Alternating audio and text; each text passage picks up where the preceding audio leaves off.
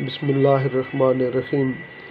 جناب رسول اللہ صلی اللہ علیہ وآلہ وسلم کو بیت اللہ سے جو محبت تھی اسے لفظوں میں بیان نہیں کیا جا سکتا۔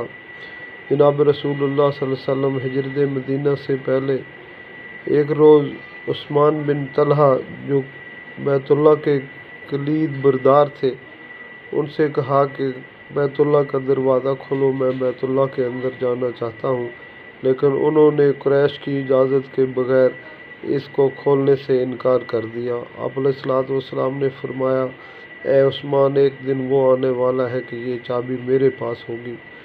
فتح مکہ کے موقع پر آپ علیہ الصلوۃ والسلام نے جب بیت اللہ میں قدم مبارک رکھا تو عثمان بن طلحہ کو طلب فرمایا۔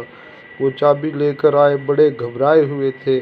آپ علیہ الصلوۃ والسلام نے ان سے بیت اللہ کا دروازہ کھلوایا اور پھر چابی انہی کے حوالے کر دی۔